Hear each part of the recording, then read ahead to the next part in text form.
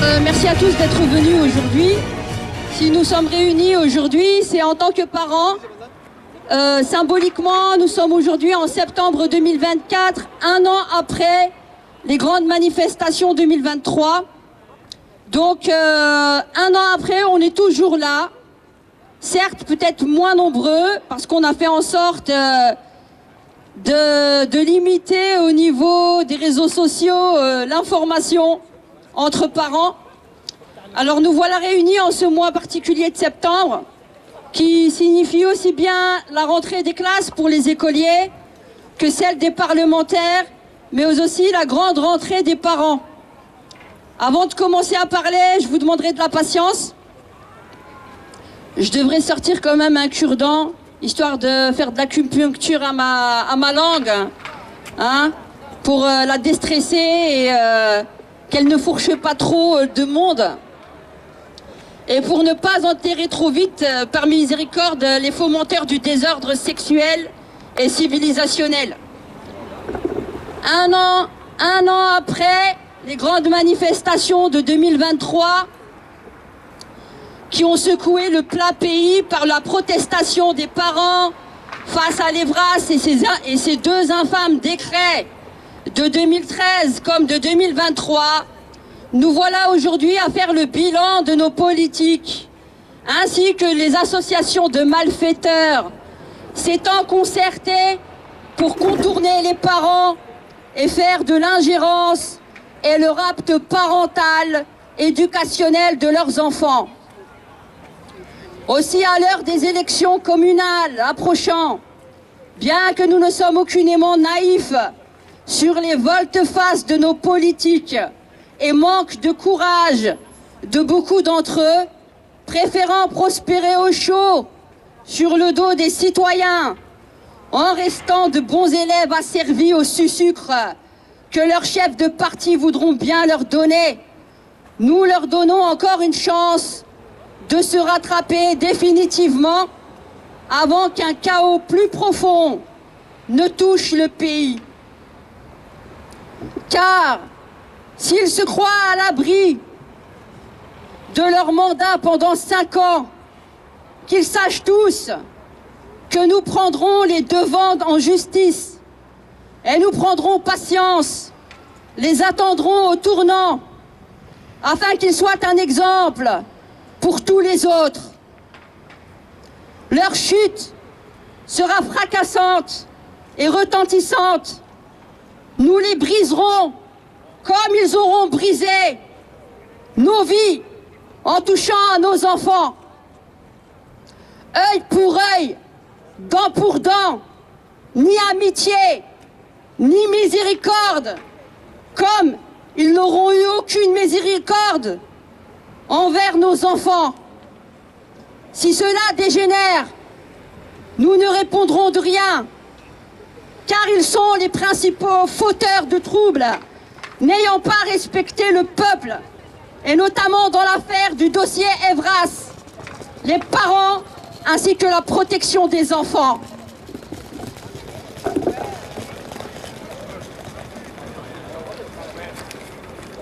Ils se disent protecteurs en nous montrant du doigt comme les principaux problèmes éducationnels. Inversion accusatoire.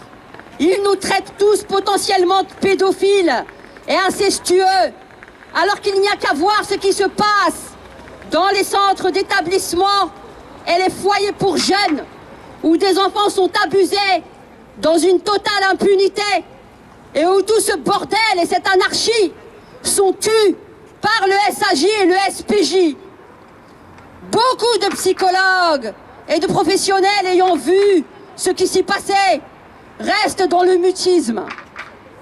Maintenant, on veut jouer encore avec nos pieds de parents et notre patience, qu'avec le cal qui susurre à l'oreille des politiques le centre d'action laïque, de rendre l'école obligatoire à 3 ans, qui est vérifiable dans son mémorandum 2024 et déjà depuis 2014. Il fomente cela, ainsi que de réduire, avec la Ligue de l'enseignement, la possibilité de l'enseignement à domicile, pour que nos enfants ne leur passe pas entre les mailles du filet. Car, idéologiquement, le CAL, c'est le PS. Le CAL, c'est le MR. Le CAL, ce sont les engagés et les écolos. Tous les partis sont gangrénés par leur idéologie.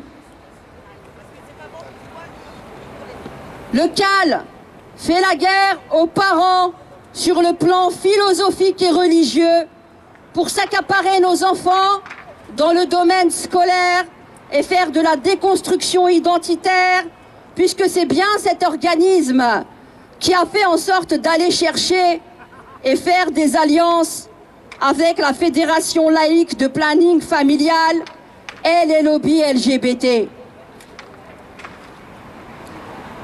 Si vous n'avez pas compris que les cours de citoyenneté ont créé la brèche pour 1 heure de cours, pour aussi distiller les vrasses à tous les niveaux, avec le fameux nouveau tronc commun et pacte de l'excellence, ou plutôt le pacte de l'involution, vous n'avez rien compris, chers parents.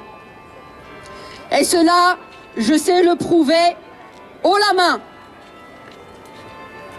Pour que les cours de citoyenneté s'incrustent pour 2 heures de temps pour les enfants et que l'on jette de la grille horaire les cours de morale et de religion qui ne deviendront demain qu'une option et après-demain encore totalement interdits des écoles que nous finançons par nos poches.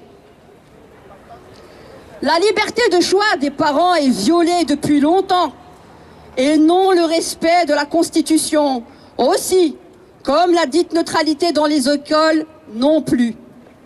Il y a ingérence, intrusion et viol des libertés fondamentales, tout comme le désir de spoliation de l'autorité parentale.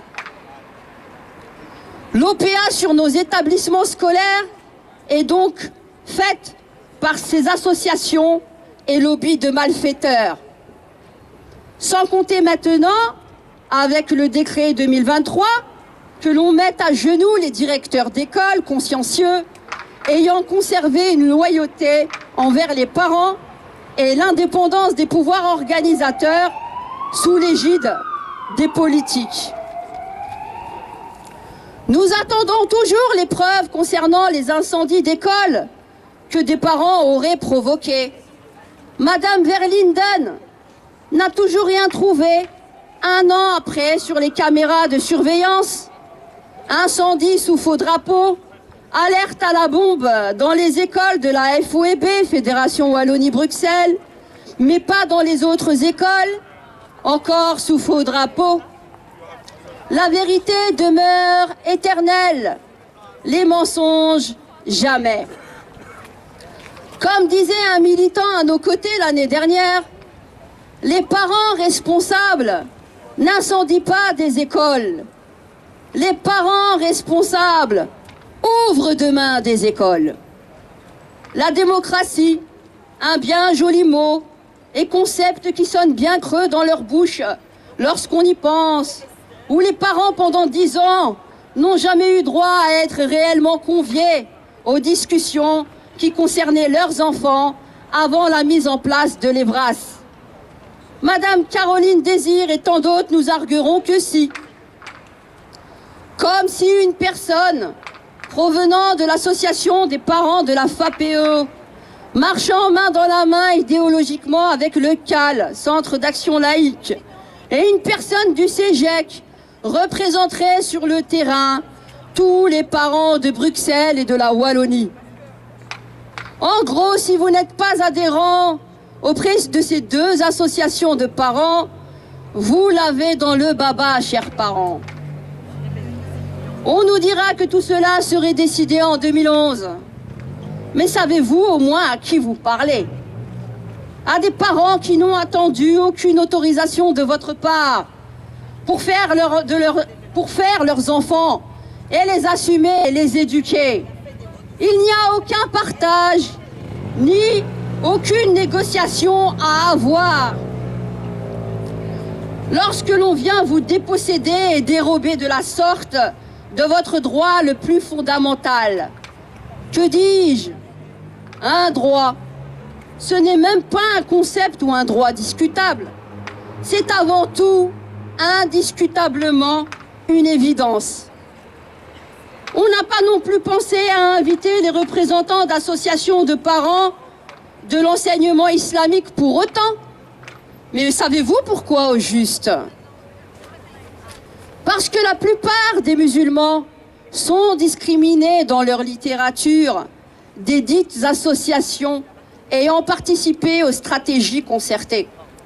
Ils vont contourner par des euphémismes, mais aussi faire en sorte de surfer sur les étrangers, ou bien les dites familles de croyants en Dieu, qu'ils diront conservatrices et être des freins à leur idéologie fumeuse, en nous montrant du doigt pour creuser plus loin et aller plus profondément dans la brèche des disparités dans l'enseignement, afin d'argumenter que le fond du problème et de l'handicap des enfants au niveau de l'école et des apprentissages viendrait des familles conservatrices pour imposer à toutes les autres familles l'ignominie de l'Evras aux petits qui a déjà été faite dans votre dos depuis 10 ans, chers parents, et sans votre consentement.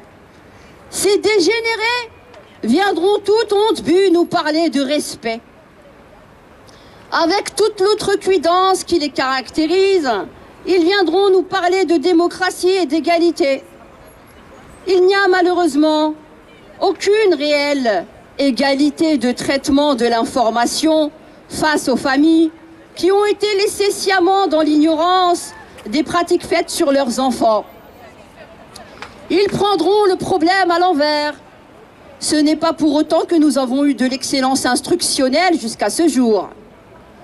Nous sommes larisés dans le classement PISA, mais on ne trouve rien d'autre à dire que cela serait dû à la crise sanitaire, alors que le niveau était bien alarmant et tout autant bien insatisfaisant avant cette dernière.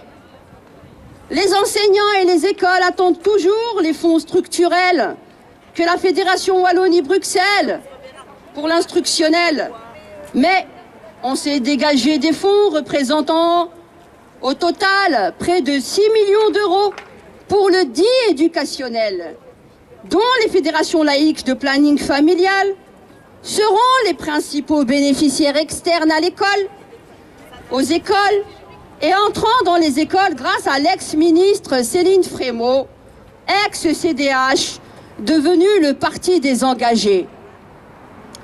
Le CAL, Centre d'action laïque, et les fédérations laïques de planning promeuvent, via les supports didactiques des livres au contenu pédocriminel, validés par la Fédération Wallonie-Bruxelles, ainsi que d'autres acteurs associatifs, et promus par Madame Caroline Désir, lors du salon de l'Evras s'étant déroulé le 30 mai dernier, peu après notre rencontre du 11 février 2024 à Forêt, dans une association de femmes l'ayant invité.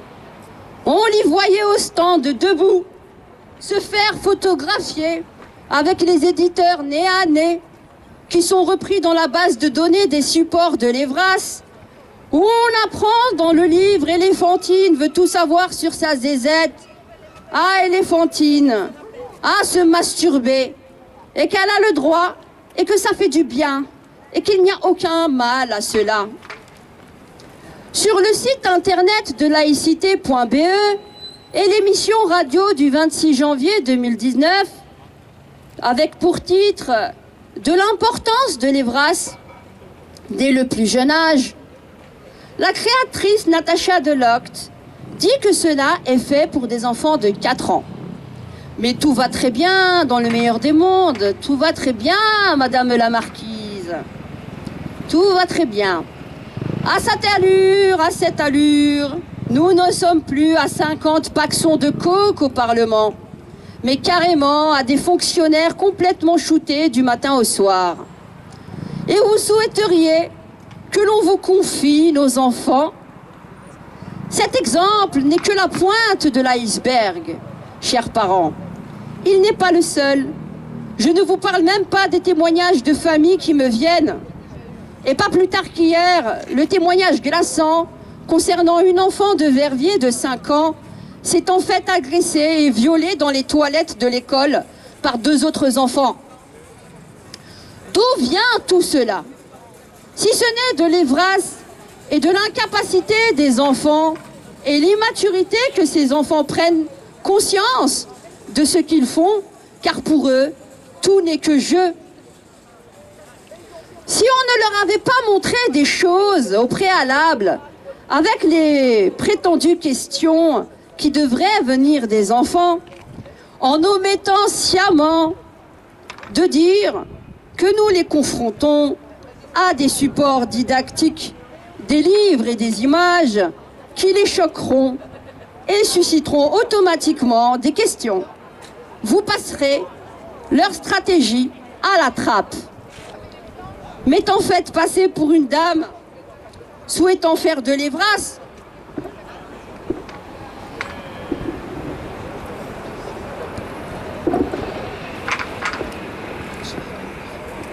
on va voir. Ouais. M'étant fait passer pour une dame souhaitant faire de l'ivresse dans les écoles en 2016, je me ferai un plaisir de vous montrer les catalogues que ces fédérations de planning m'ont envoyés. Et si aujourd'hui vous trouvez sur le marché des peluches en forme de vulve et de pénis, sachez que ceci n'est pas anodin. Ce n'est pas pour rien que les enseignants doivent sortir de la classe quand ces acteurs d'animation Evras interviennent sous couvert de confidentialité. Ils l'ont déjà fait sur les maternelles et les primaires. Sinon, expliquez-nous le rapport de Léa Champagne du CERE-ASBL, qui a d'ailleurs été repris par Christy Montréal dans une session plénière, alors qu'il n'y a aucun pédopsychiatre. Et elle réfute tous ces professionnels de l'enfance sous couvert de l'approche devrait être globale et sociologique, mais en rien scientifique. Léa Champagne écrira un rapport en 2017 avec pour titre « Evras, écho du terrain sur les enfants de maternelle et primaire ». Et nous avons eu droit en 2023 à la ministre, Madame Caroline Désir, qui affirmait qu'il ne s'agissait en 2023 que des 6e primaires et 4e secondaires. Une ministre qui ne sait pas, ou bien qui cache bien son jeu depuis 2019.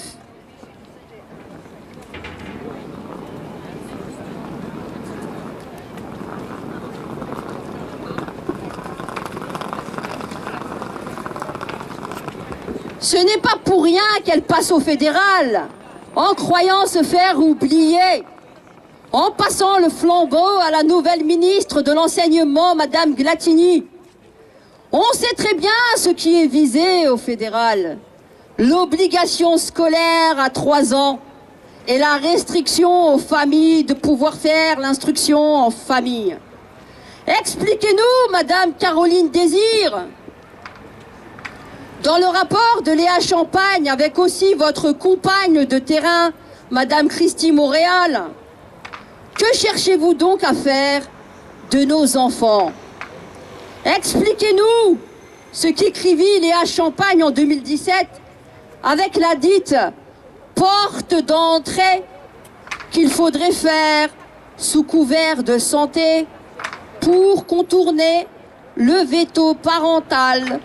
Et ce qu'écrivait encore Madame Sylvie Losberg Ducal en 2013, pour contourner le veto des parents en inscrivant par décret l'Evras comme une nouvelle mission de l'école dans le décret mission de 1997, afin de ne laisser aucune chance aux parents de contester. Dites-nous qui paie et avec quel argent la FWB tourne.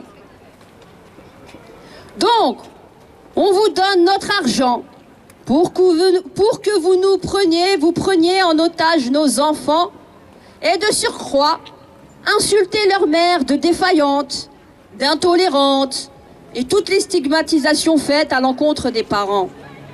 Mais pour qui vous prenez-vous donc? C'est bel et bien une guerre, une déclaration de guerre que vous nous faites. Nous ne l'avons pas commencé, mais nous ne déserterons jamais notre poste de parents.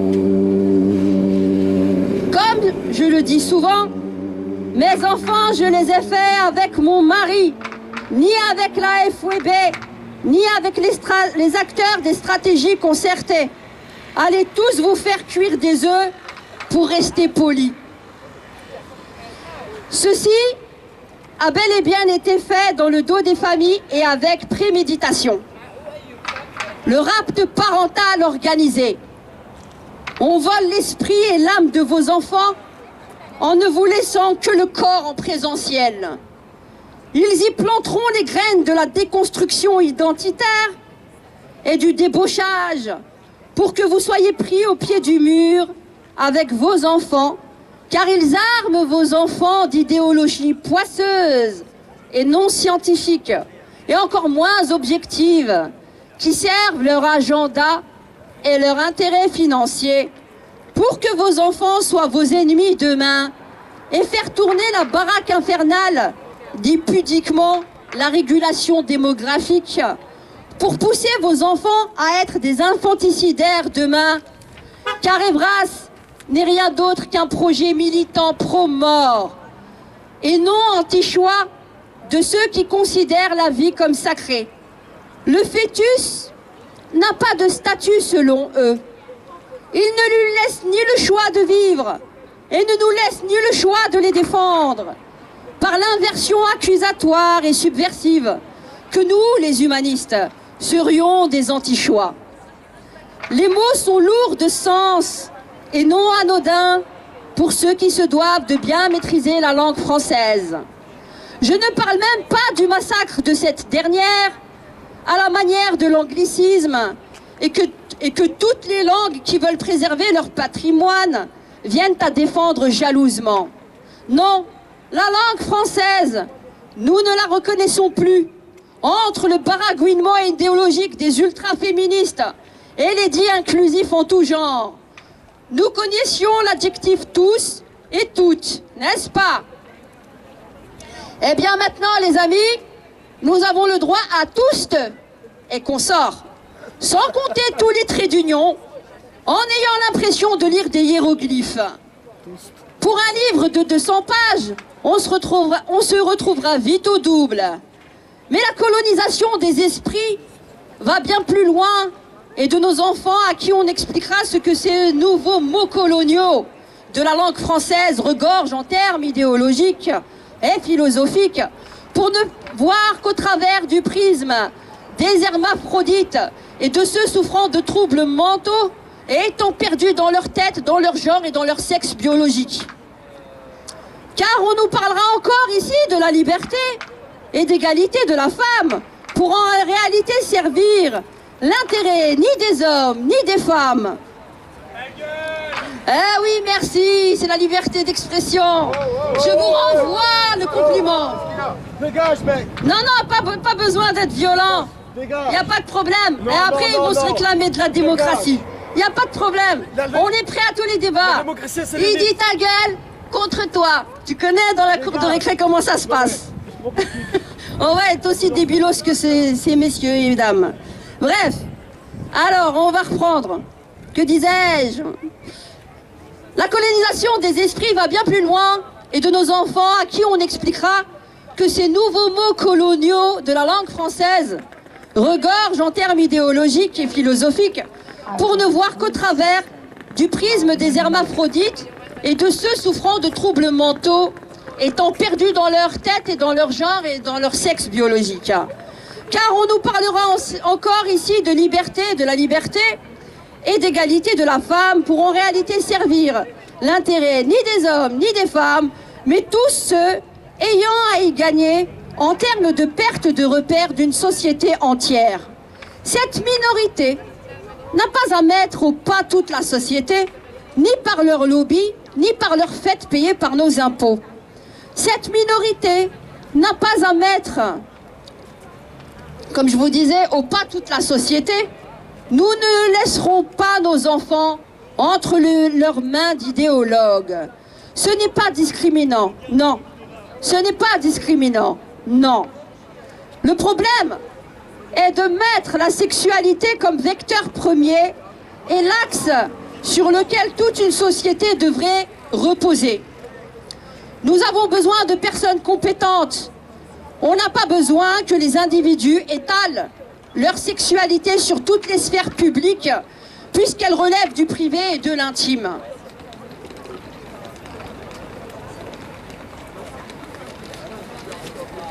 Il n'y a rien d'ostracisant en cela. C'est ce que l'on appelle du civisme, mot tellement devenu désuète de nos jours, au nom de la liberté à tout va, sans frein, sans repère, alors que l'on sait qu'un enfant se construit aussi par de la frustration. Mais non, l'on souhaite promouvoir l'autodétermination de l'enfant, mais 68 à l'envers, pour remplir la niche des chirurgiens esthétiques et transformation de genre. On ne fait pas d'une minorité de cas un exemple pour toute la société. Et ne parlons pas de discrimination à longueur de journée pour discriminer à notre tour la majorité d'une nation hétérosexuelle en forme de pathologie et de normes actuelles comme à revisiter pour les rendre comme nous et les mettre au pas sous couvert de judiciarisation et pour que nous nous sentirions mieux. On ne les aime pas et matin et soir, nous appelons à la discrimination hétérosexuelle envers les homosexuels, mais nous tentons de les mimer par le mariage. Qu'est-ce que cela révèle, si ce n'est une névrose et encore plus la marchandisation des enfants? La concurrence à la mère biologique et au père biologique. C'est ainsi que l'on crée des sociétés de dégénérés qui iront demain à leur propre perte. Faire tourner la baraque industrielle des préservatifs et consorts, le sida, on en parle, dans quel milieu tourne-t-il le plus?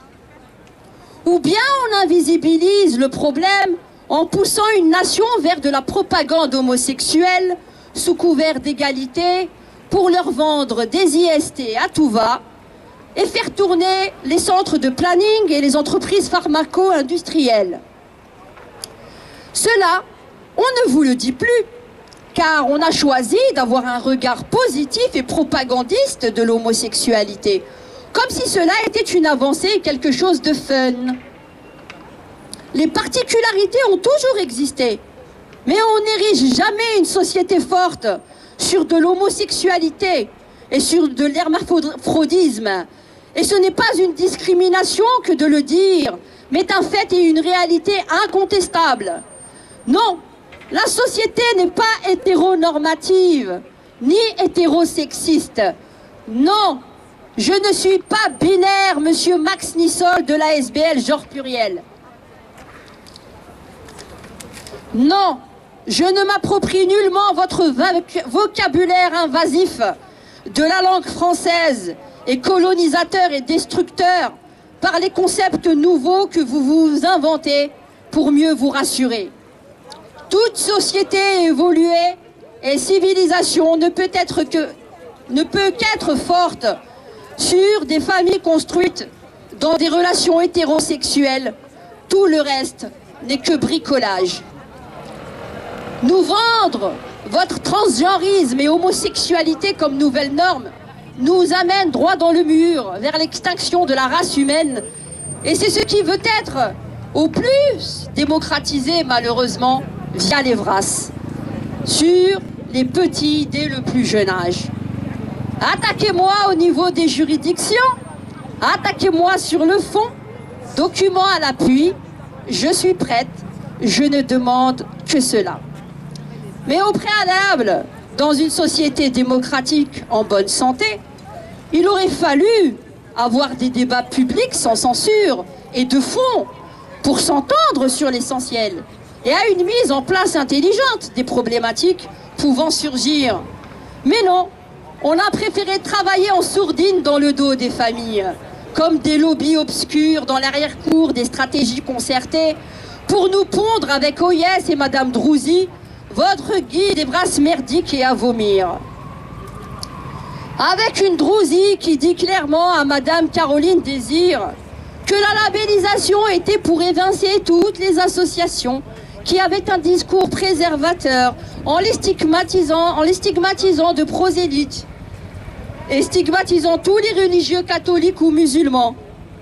Nous sommes mis à l'index par défaut par l'association SOS SIDA devenue OIS, qui ne parle de sexualité et qui n'est faite que par des jeunes sans réelles compétences qui s'occupent aujourd'hui des enfants.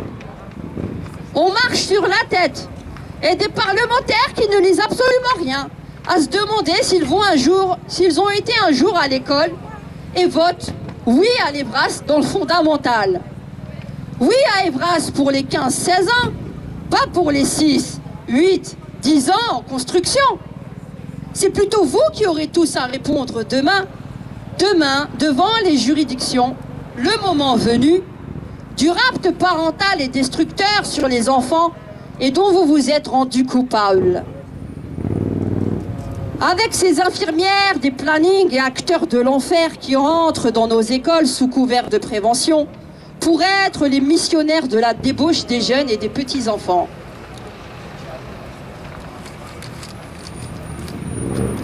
Argument creux pour valider le fait que les parents seraient le problème de l'apprentissage instructionnel, alors que nos enfants restent à l'école près de 8 heures par jour, sur des chaises à l'intérieur des écoles de la Fédération Wallonie-Bruxelles. C'est-à-dire qu'avec les impôts que nous payons et que l'on ne fait que nous saigner avec les frais scolaires et les voyages scolaires imposés, ce serait encore de notre faute. Car nous ne serions et ne saurions pas éduquer nos propres enfants et notre propre chair sortie de nos entrailles. On nous prend pour des poules pondeuses, des mères porteuses pour les donner à Mère FWB pour qu'elle en fasse ce qu'elle veut. Jamais. Le postulat étant déjà pris par toutes les associations de stratégie concertée. Elles croient que nous ne les nommerons pas individuellement. Patience. Ce qui est en réalité voulu par tous les acteurs associatifs s'étant autoproclamés experts de l'Evras, ou plutôt pour le dire poliment, experts de nos vagins et de nos rectums, est avant tout une guerre déclarée aux familles nucléaires en cherchant à creuser la brèche entre les hommes et les femmes afin d'être dans l'indifférenciation biologique en travaillant leur mental par des concepts dangereux pour les faire douter de ce qu'ils sont et les faire basculer vers l'anarchie sexuelle et les opérations de genre, nouvelle brèche pour ceux qui ont tout à gagner financièrement sur des enfants en construction et fragiles, à qui l'on dit en gros « Tes parents ne sont pas ta référence et tes repères, mais c'est nous qui allons te mettre et te dire ce que tu es en mesure de faire ou pas sur ton corps et ton sexe, car nous sommes tes nouveaux parents. C'est nous qui allons te dire ce qui est bon ou mauvais, et tu pourras toujours laisser parler tes vieux cons de parents qui ne comprennent rien aux libertés et sont rétrogrades et t'oppressent chez toi. Suis-nous, nous allons te montrer le chemin. C'est comme Pinocchio et l'île des enfants perdus qui se joue sous nos yeux, sous couvert de bienveillance avec les Vras dans les écoles.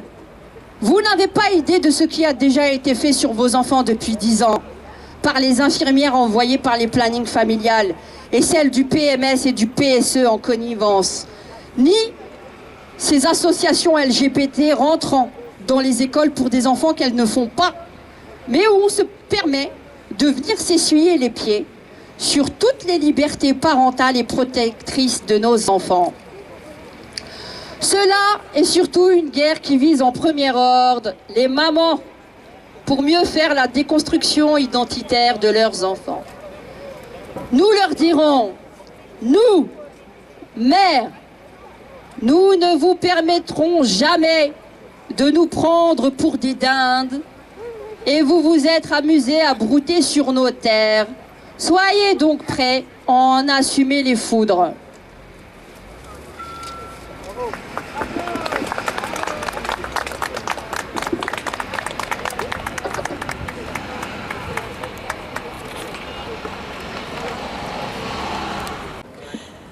Bon, moi je suis enseignante en primaire et donc je donne tout justement le cours de citoyenneté. Alors l'année passée, dans une classe de première année, j'ai présenté un livre très sympa, c'est Valérian va bientôt être grand frère. Et j'ai demandé aux enfants, on ne sait pas, le bébé qui va naître, si c'est une fille ou un garçon. Et donc pour vous, quelle est la différence entre une fille et un garçon? Et les enfants de première année, ils disent, nous les filles, on aime bien le rose, le mauve. Et les garçons, ils disent, nous on aime bien jouer avec des revolvers à la guerre. Mais à aucun moment, ils ne parlent d'une différence sexuelle. À aucun moment, le garçon dit, nous on a un zizi et les filles, ils n'ont pas. Donc ça veut dire qu'ils ne sont pas prêts du tout. Et donc, on ne peut pas leur parler de ça. Voilà. Encore autre chose, je suis aussi gilet jaune de Belgique.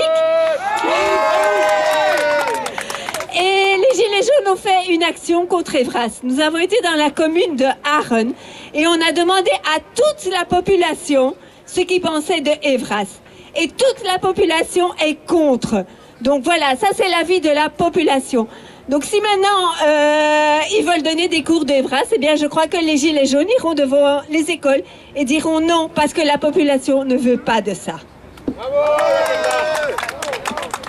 Alors encore une chose, j'ai ici une pétition pour la réouverture du dossier du trou, parce que je pense bien sûr que tout est lié. Donc si vous avez envie de signer la pétition, venez chez moi. Alors, c'était pour aussi vous informer d'un rendez-vous annuel qui a lieu à Gand-Saint-Pierre pour toutes les familles, justement, qui s'appelle Un cœur pour nos enfants. Hart voor onze kinderen. De 28 september om 3 uur in Citadel van Gand-Saint-Pierre. Voilà, donc le rendez-vous, de afspraak is gedaan. Voor alle ouders, voor onze kinderen. En we zijn tegen Sensoa als Evras. Ja,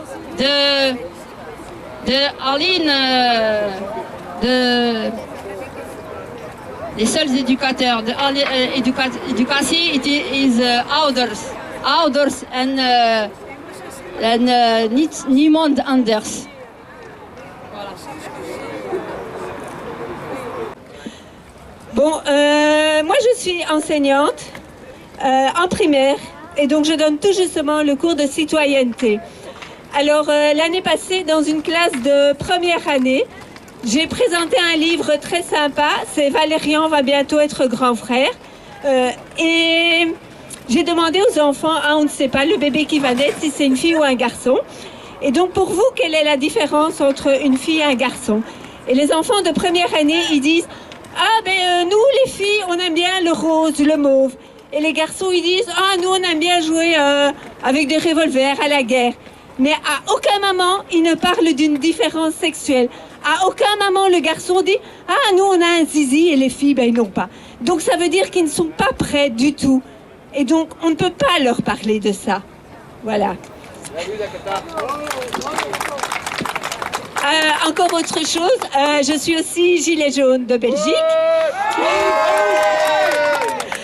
Et les Gilets jaunes ont fait une action contre Evras. Nous avons été dans la commune de Aachen et on a demandé à toute la population ce qu'ils pensaient de Evras.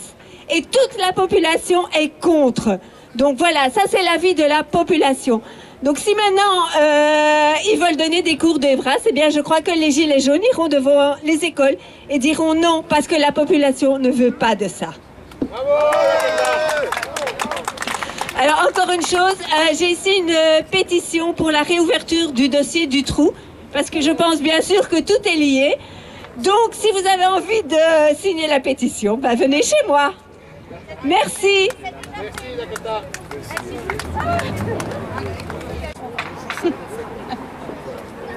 Alors, c'était pour aussi vous informer d'un rendez-vous annuel qui a lieu à Gand-Saint-Pierre pour toutes les familles, justement, qui s'appelle Un cœur pour nos enfants. Hein? Hart voor onze kinderen. De 28 september om 3 uur in citadelle van Gand-Saint-Pierre. Voilà, donc le rendez-vous afspraak is gedaan. Voor alle ouders, voor onze kinderen. En we zijn tegen Sensoa als Evras. Ja, alleen les seuls éducateurs, de éducatie is ouders en niemand anders. Voilà.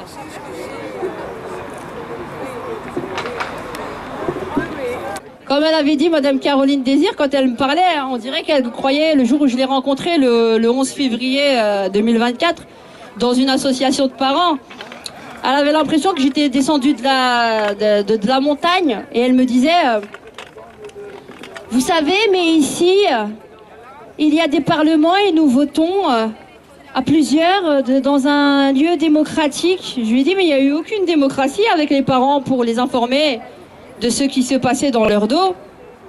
Et donc quand elle me parle, elle me référait parce qu'elle a cru que j'étais, je sais pas moi, une dame venant de l'étranger alors que je suis née à Paris. Je suis une franco-algérienne née à Paris et ça fait 25 ans que je vis en Belgique.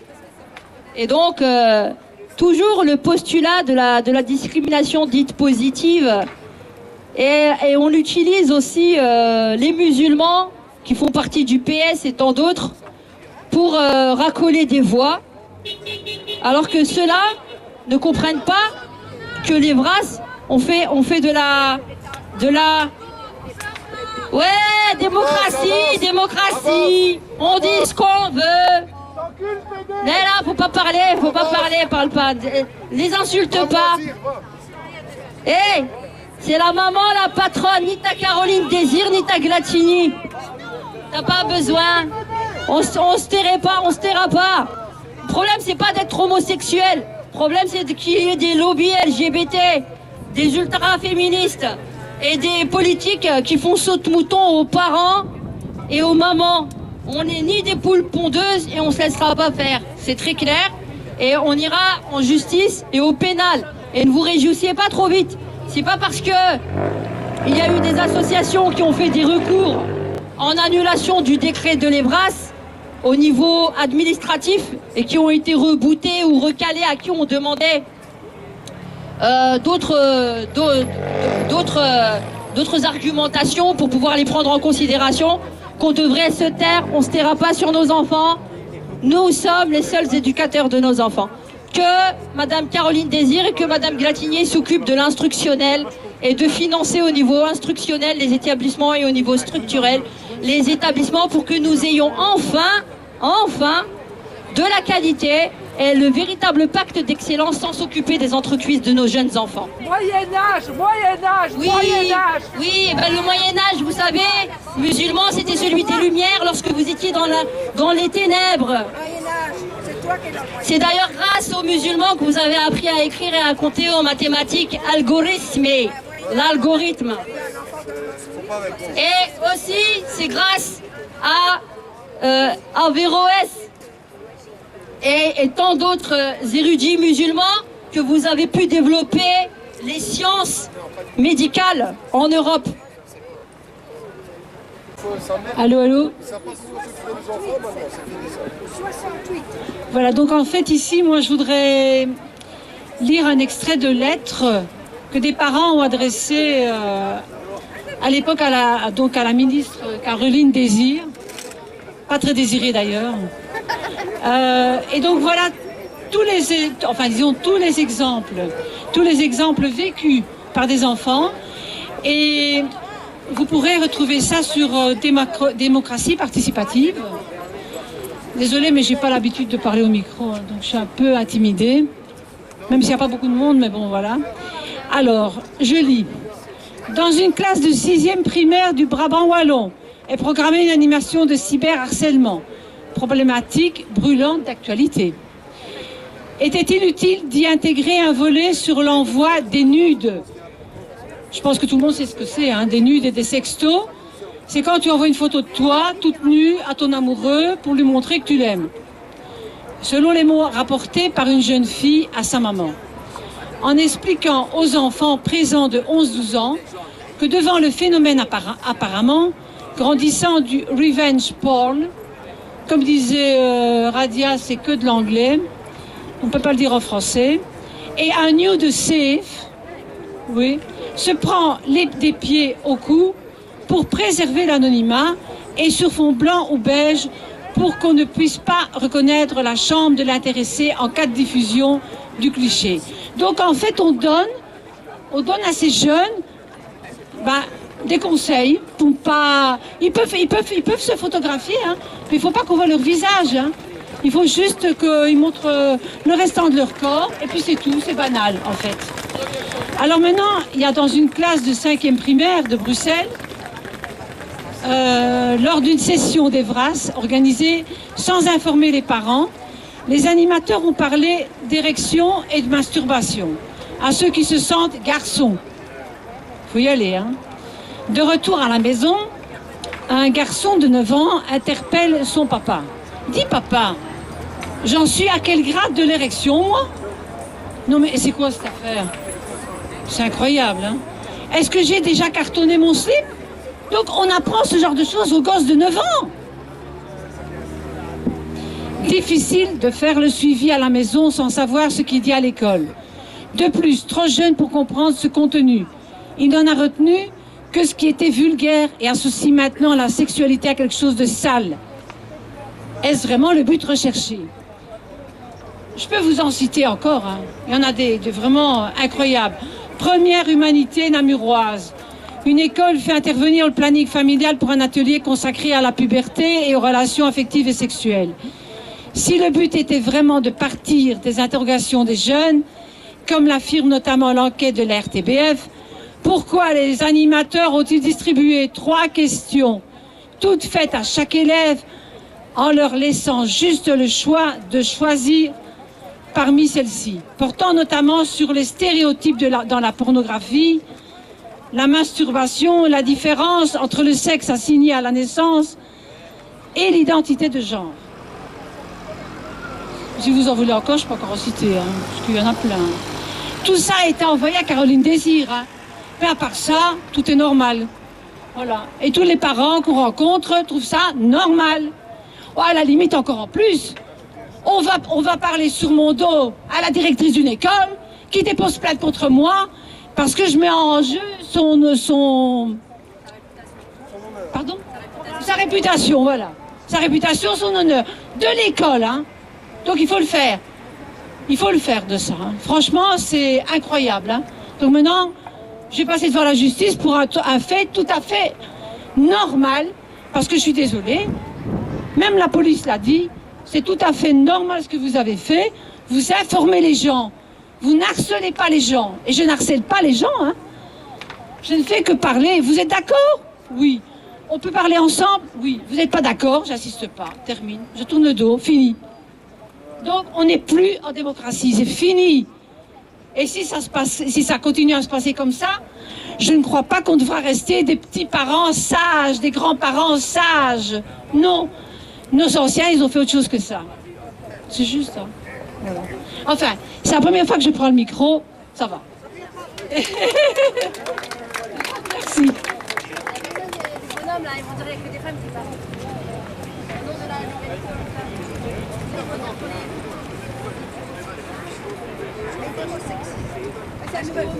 oui, je ne connaissais pas ce mot-là. Ce sont des gravés,